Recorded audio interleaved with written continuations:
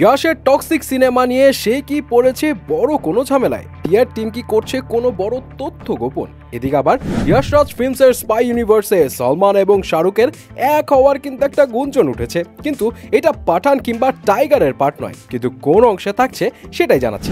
Finally থাকছে বাহুবলী নতুন করে আবার রিলিজ পাচ্ছে। বাহুবলী দ্য এপিক এই মুভিটা ভাঙবে কি বক্স অফিসের সবচেয়ে বড় রেকর্ড? প্রথমে আসি সালমান এবং শাহরুখের কাছে।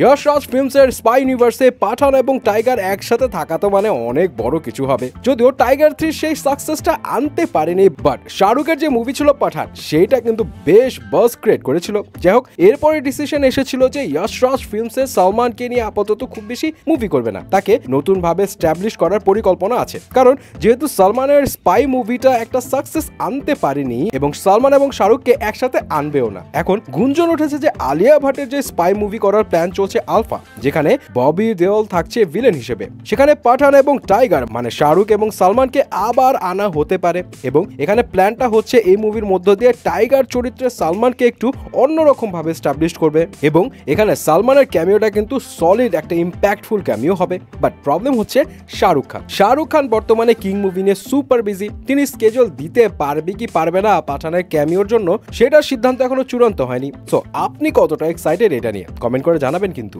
এবার আসি ইয়াশের টক্সিক সিনেমার কাছে। ইয়াশের এই টক্সিক সিনেমা তো প্রচুর হাইপড একটা সিনেমা। কেজিএফ এর ফ্র্যাঞ্চাইজের পর ইয়াশকে বড় আকারে অন্য একটা মুভিতে দেখা যাবে। এটাও একটা গ্যাংস্টার টার্ম হতে চলছে। কিন্তু এই মুভি নিয়ে মাঝখানে খুব বড় রকমের শকিং গুঞ্জন উঠেছিল যে এটা নেক্সট ইয়ার মার্চে মুক্তি পাওয়ার কথা, কিন্তু মুক্তি পাবে না, কারণ অনেকগুলো শুটিং বড়লো হয়ে গেছে, যেগুলো আবার নতুন করে শুট করতে হয়েছে। তার কারণে বাজেট বেড়ে 600 কোটি রুপিতে চলে গেছে। এসব নিয়ে টেনশন হয় এবং এই মুভিটার অনেক কাজ আটকে রয়েছে। নানা রকম গুঞ্জন এবং ফ্যান্সটাও ছিল হতাশ। মিডিয়া রিপোর্টস বলছে না, সব স্মুথলি চলছে, শুটিংও শেষ, শুধু ডাবিংটা বাকি। কিন্তু ভক্তরা বলছে এইটা পিআর টিমের কোন একটা কারসাজি হতে পারে। তারা কোনো না কোনো কিছু লুকাচ্ছে, গোপনে গোপনে অনেক কিছু চলছে যেগুলো প্রকাশ্যে আনছে না। যদি এতটাই কাজ এগিয়ে থাকতো তাহলে কোনো না কোনো আপডেট তো সামনে আসতো। সো দেখা যাক কি হয় আর কি। এবার আসি বাহুবলী রিলিজ নিয়ে। তেলুগুতে তো এখন চলছে যে মুভি নতুন করে রিলিজ দেয়া। বাহুবলী পার্ট 1 এবং বাহুবলী পার্ট 2 রিলিজ পাচ্ছে এবং বাহুবলী দ্য এপিক যেটা অক্টোবরে 31 তারিখে মুক্তি পাচ্ছে,